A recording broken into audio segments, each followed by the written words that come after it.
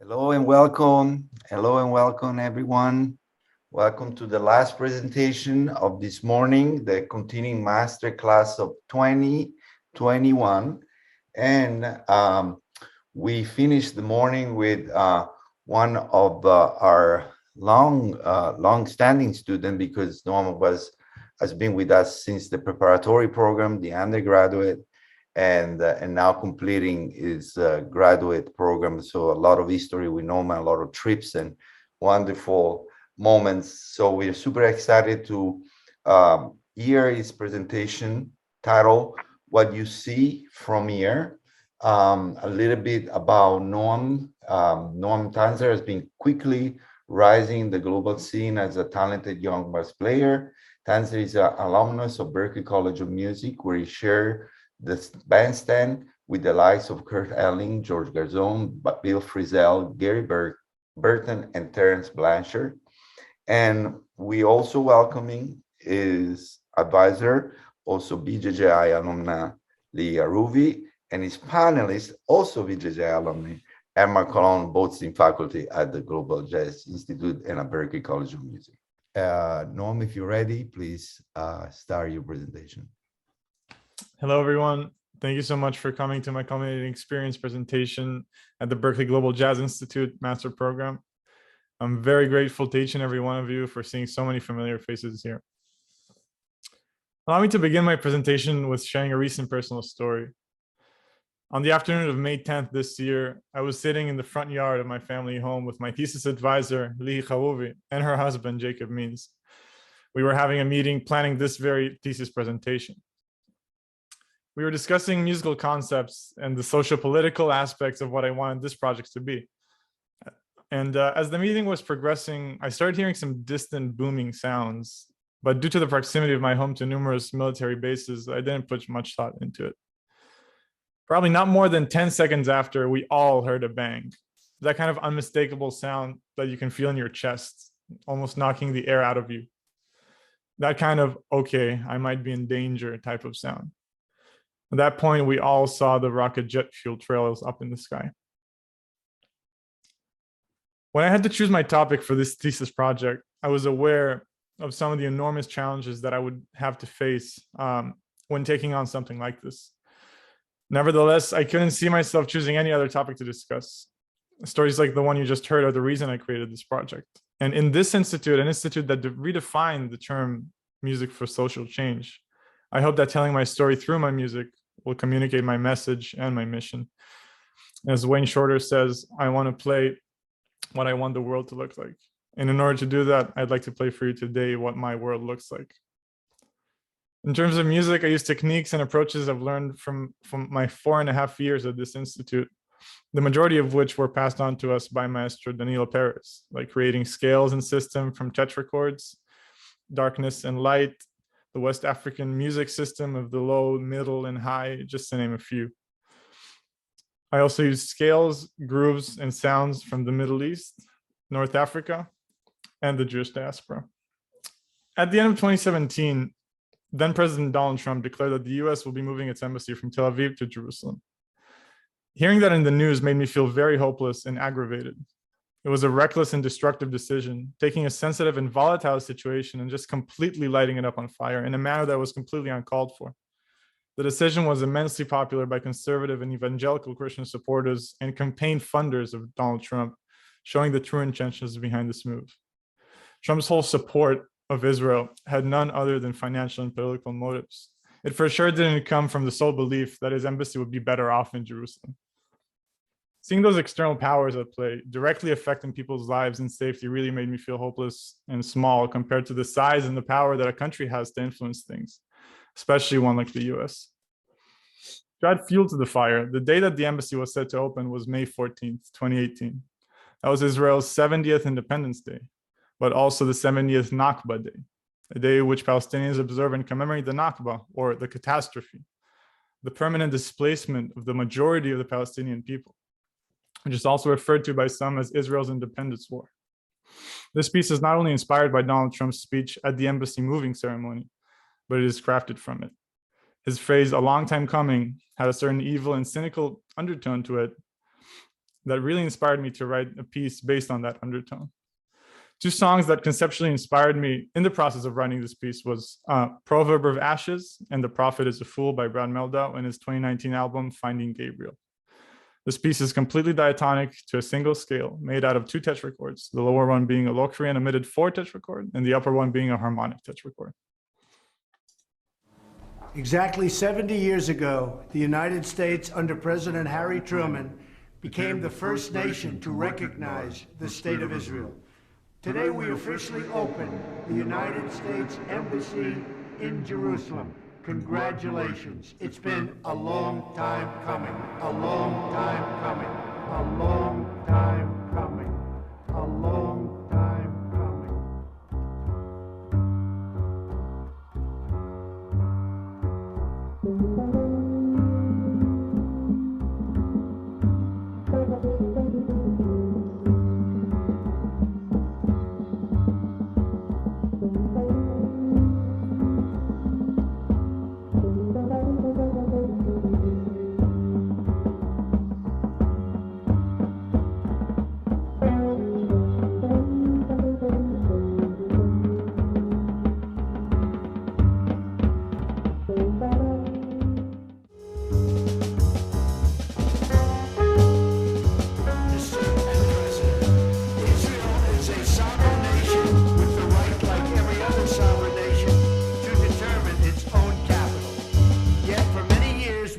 To acknowledge the obvious, the plain reality that Israel's capital is Jerusalem. On December 6, 2017, at my direction, the United States finally and officially recognized Jerusalem as the capital of Israel.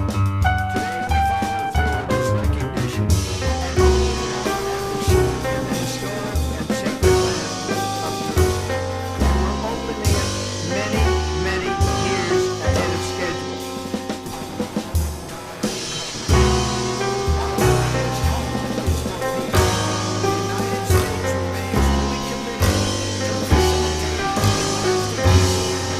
And we continue to support the status quo. It is not a new phenomenon that Israel has been privatizing many things, from its banks to natural resources to government agencies. With the years, this created a society and a government which is increasingly more and more ultra-capitalistic in its nature. This dragged enormous amounts of corruption, including 1 prime minister in jail and 10 parliament members in jail, all for corruption. And those are only the cases that we actually know about. There are 5 different active corruption cases against our former and longest serving prime minister, Benjamin Netanyahu. All this corruption and ultra-capitalization of the state led to the middle class being shoved way down to the point where owning a house or even a car seemed like a long-lost memory. The despair was huge and still is. Public opinion slowly shifted even further against the government when COVID hit, and the country witnessed catastrophic corruption and favoritism when it came to COVID restriction enforcement. In towns and communities that the majority of the population was pro-Netanyahu, or at least represented by parliament by a party he could see himself constructing a coalition with, restrictions were visibly and substantially less strict than in places like Tel Aviv, that many, if not most, of the young population there identifies more to the left. This sparked weekly protests in front of Netanyahu's house in Jerusalem, calling for his resignation and trial. This piece, talking about profound issues within Israeli society, gave me a feeling as if society was in danger of collapsing or just dying out, and I felt it was right to compose with that component in mind, experiencing a loss. This piece was inspired by Shostakovich's 7th Symphony, also known as the Leningrad Symphony. That inspired the improvised drum part and build-up, and also inspired me to play with modern-day technology such as binaural panning. From the first note to the last note, with every harmonic movement, I had the musical concept of darkness and light in my head.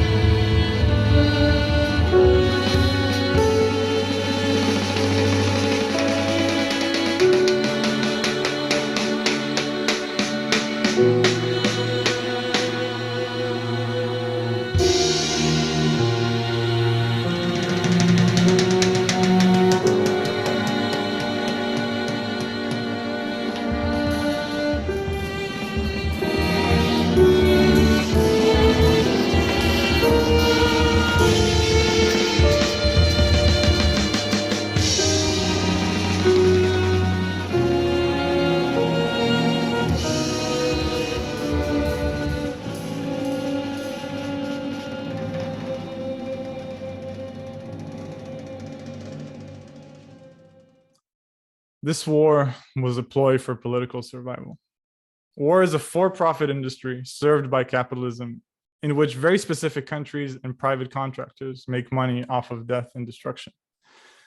In May 2021, Netanyahu was slowly realizing that he was in the death of his tenure and that he would have to face the 5 different active corruption cases that were against him.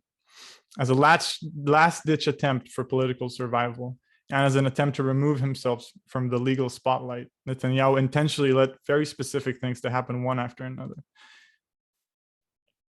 He did that, for example, by not stopping right-wing parliament member and convicted terrorist Itamar Ben-Gvir from moving his office to the street in the neighborhood of Sheikh Jarrah.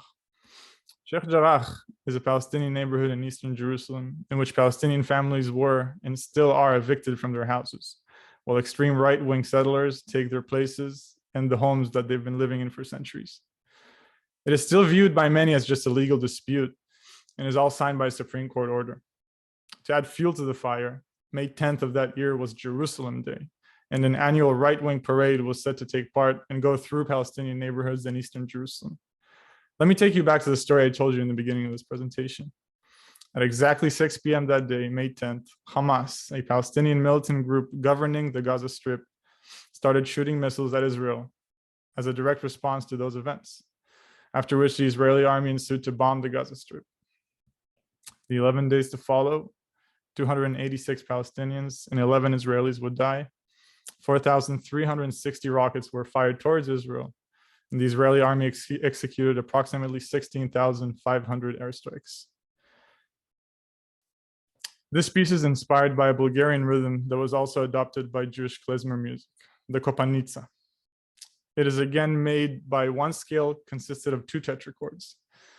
The bottom tetrachord is a diminished tetrachord, and the top is a minor tetrachord. The movement of the bass line creates a sense of confusion and chaos, and when the melody joins, it doesn't do anything to stabilize it, but quite the opposite. Like the conflict this past May, this piece looks, or rather sounds, from the outside like chaos, but it is actually a diatonic, mostly repetitive theme, only disguised as chaos.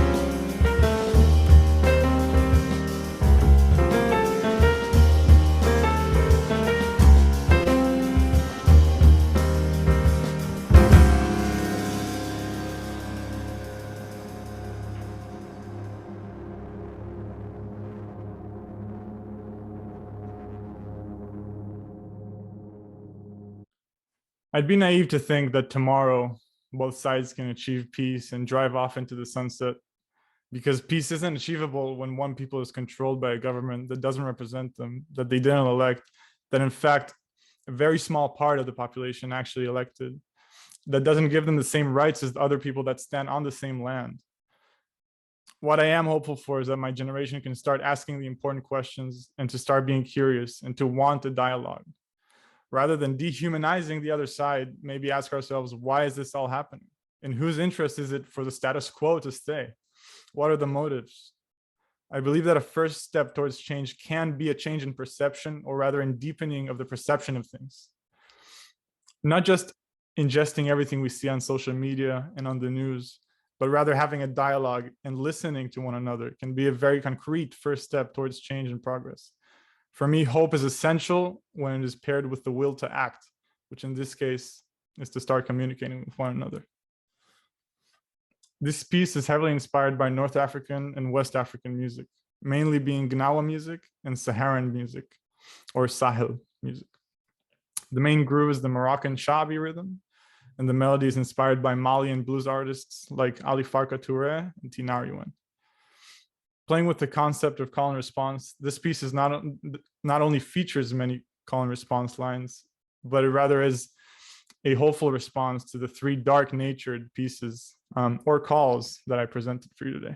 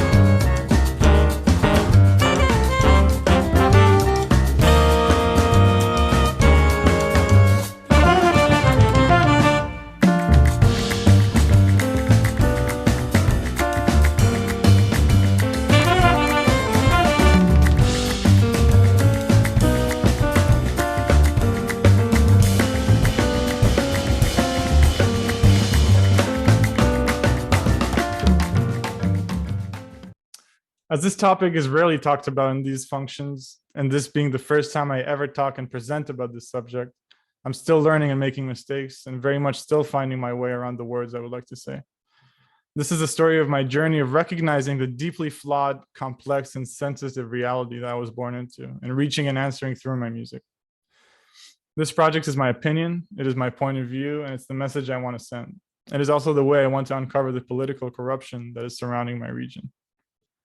I would like to thank my dear advisor, Lihi, my committee member, Edmar, the artistic director, Danilo, managing director, Marco. I would like to thank Mary and Jennifer very much for helping us for these past 4 semesters. I would really like to thank Jacob Means and Chase Moore, and also for very important advice. And my amazing musicians, Francesca, Milena, Lihi, Cesare, Morgan, Brian, Amit, Peter, Moshe, and Yair. Thank you very much for coming today.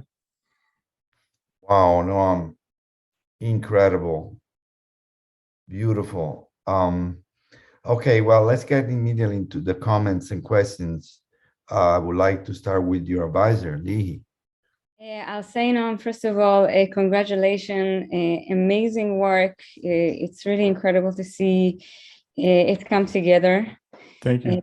In its complete form. And yeah, I'm just so proud of you, because you know, and I can tell everybody how challenging this topic is for us as Israelis to unpack and to get into. And I think it's really amazing that you did go for it, that this is what you chose to.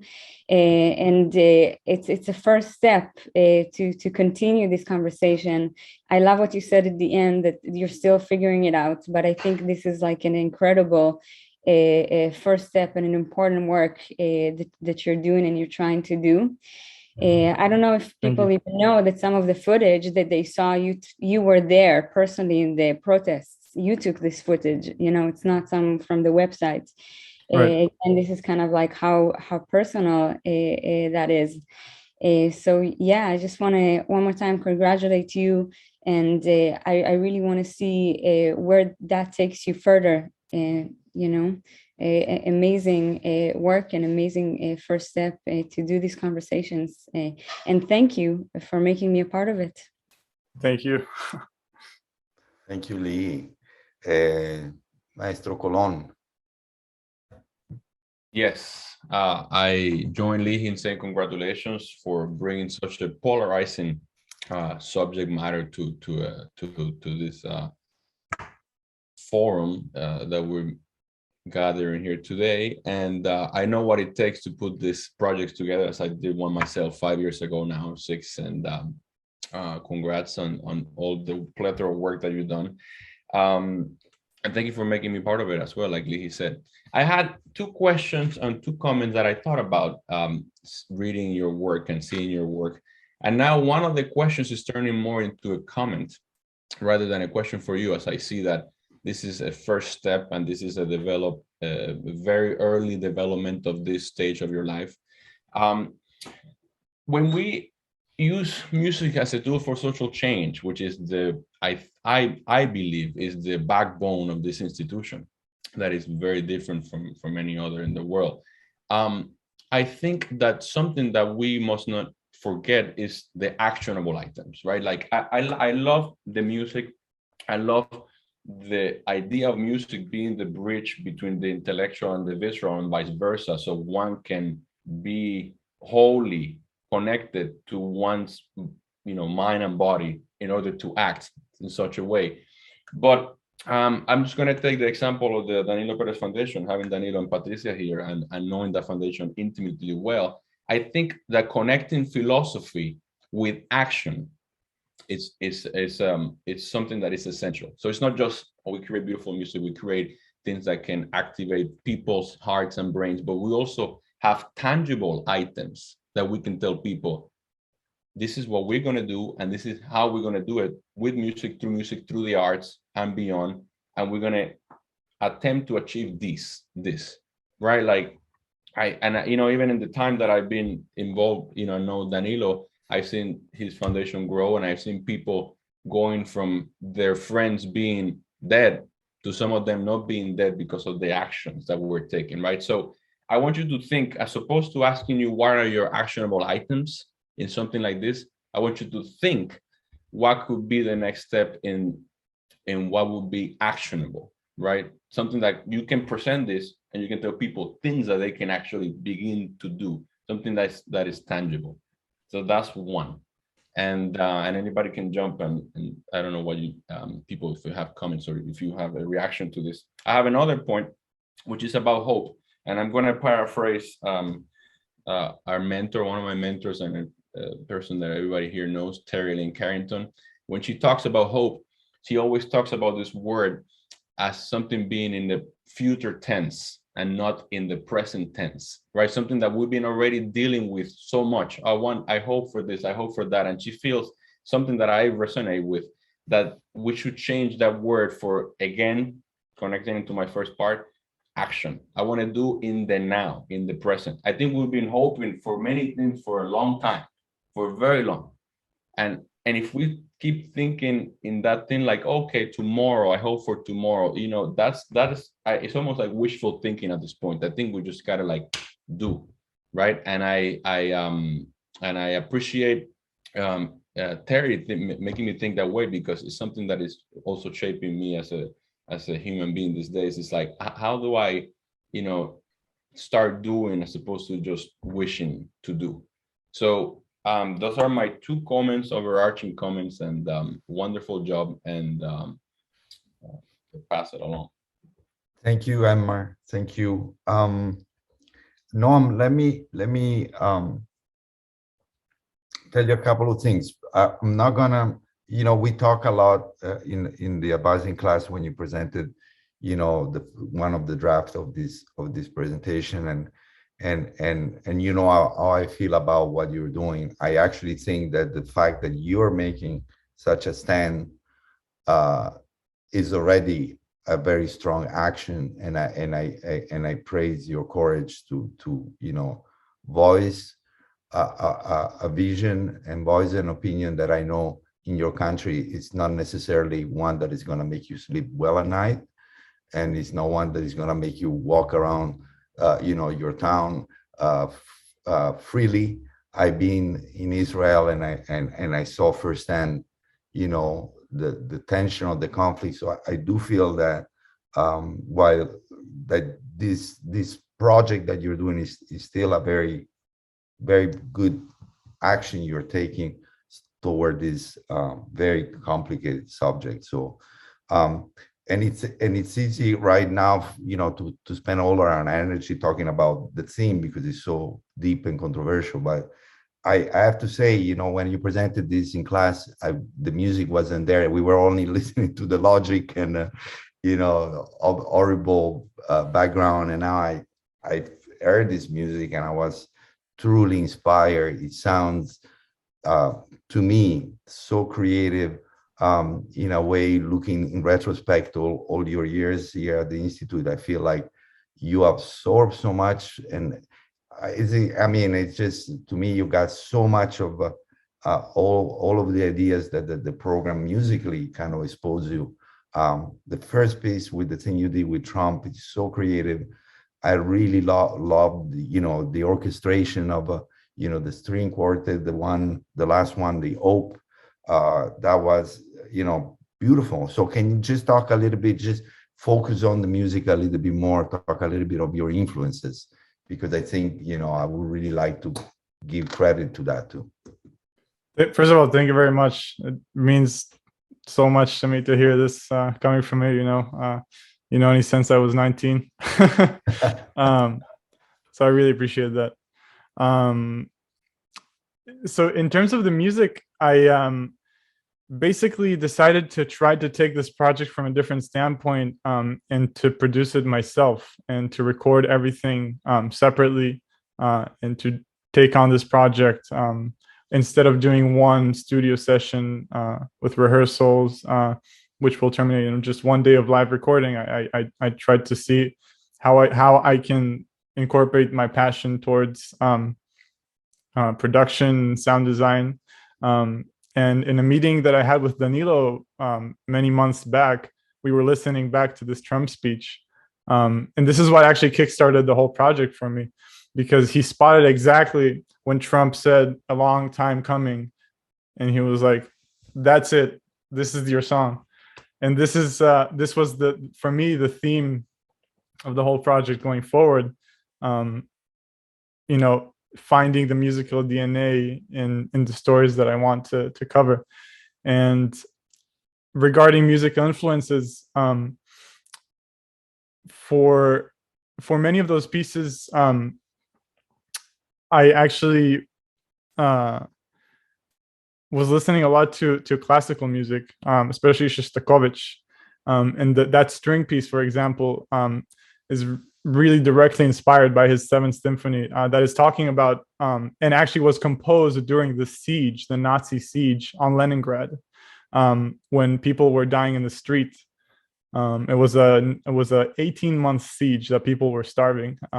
And the premiere of this symphony was with an 18-man orchestra. And so yeah, that string piece was definitely inspired by Shostakovich, by the drum. There's a 10-minute drum buildup, which emulates the missile and artillery sounds that he was hearing. And it starts very pianissimo. And for about 10 or 15 minutes, it grows and grows until it's unbearably loud. And that really inspired me to try to see how also I can tackle that from a technological point of view with binaural panning and technologies that we have available to us today. And as I said, also Brad Meldau, he was also a very big inspiration for me in terms of how to incorporate speech, and funnily enough, also Trump speech into my music and sound effects. And listening to his materials really gave me a lot of motivation to incorporate sound design and improvise music together. Thank you, Noam. Thank you. I was wondering if Patricia or Chase, I see they're part of the faculty here in the room, if they want to say anything. Well, first, Noam, congratulations. I love the music. I think it's beautiful, and you have accomplished bringing all these musical elements and musical teachings to a project, a social activism project, which is something very difficult to do in the first place. There are many ways to actively fight different types of social activism, and to show, one of the ways is to show the social issue, criticize the social issue through music, make bold statements about the social issue through music, which you know how to do very well. Thank you. There also, you can also do it through intellectual activism, which is in part what Palestinian scholar Edward Said did with literature, where he showed the history of the conflict, clarify the systemic issue confronted by people of the Orient, in general, and Palestinians in particular. And from there, actually, he built a body of intellectual work for all of us to continue to question ourselves, not only the Palestinian and the Israeli issue, but to question our own selves, our world, the entire, and in that way, it kind of explodes. You create knowledge from an intellectual work in a way that we question ourselves too.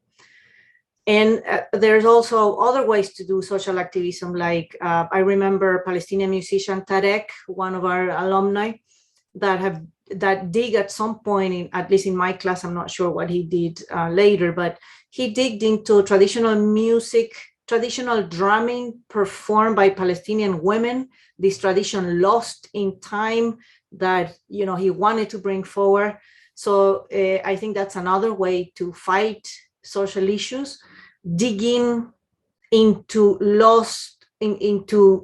deeper historical events, deeper folkloric music, informed by primary sources. And this is a very important issue because there's a huge gap between primary sources, I don't know, from the Middle Ages, from, the 7th, century, which they exist. I don't know, how many and from where, but there is a lot of information on that. So there's a huge gap between primary sources and what the books we have today, the things we learn at school, the things we see in the news. Right. There's a huge gap in between, and I think you can fill on all those gaps with music and with the talent that you have, but also you have knowledge and you have the intelligence to do it, to expand. I'll definitely look into more forms of activism, and this actually clears up a lot of mess in my head. You actually really put it in bullet points, which is wonderful. And also Edward Said, I really love his work, and also his late work, Culture and Imperialism. That book really made me question many things, definitely. Thank you, Patricia. Chase? Wow. Just number one, just want to commend you on the bravery, the really immense bravery you have on tackling this project. And everyone I think is aware that you're digging into material that is very personal, not for you, but for many people. And it takes a lot of courage to find a way to articulate that and find your way to put into the music, all this kind of stuff. So, wow, and really beautiful music. It was really, I don't think I've heard your music before. So I was really, man, the string quartet writing, Beautiful. Wow, thank you. That was really amazing to hear. And that climactic resolution to the minor when you don't expect it with the half step. Oh, that killed me. That was beautiful. Yeah. I just wrote down two things, really just very personal things, like things that impressions I had from two specific moments in the presentation that could be very personal and aesthetic, just maybe to think about, because I'm one example of a person who's encountering your presentation. The first thing was just a note that for me, besides the music, one of the most compelling places of your presentation was the very beginning. When you told your personal story, you opened up with in a personal place. And we kind of talked about this the other day. That hit me very strongly. So that's just something to think about as you go forward with this and how you tell your narrative and that kind of thing. Like, that was a place that for me was very compelling. And then the other thing was for your war piece, you talked about a chaos. For me, it wasn't very chaotic. That's just an impression I had. So maybe I'm not hearing the right part of the track or something like that. But there was just a little. I was like, oh, interesting. I like the music a lot. It's just the way you introduced it was a little bit. It gave me a different impression from when I listened to it. So just something also to think about. Thank you, Noam. Beautiful, fantastic project. Thank you so much. Thank you, Chase. Maestro Danilo. I'm gonna put this in context really as fast as I can. I'm just trying to remember the Noam I met and the Noam I'm seeing. And first of all, I gotta tell you, you just encourage all of us to continue what we're doing. I'm very proud of what has been going on at the Berklee Global Jazz Institute.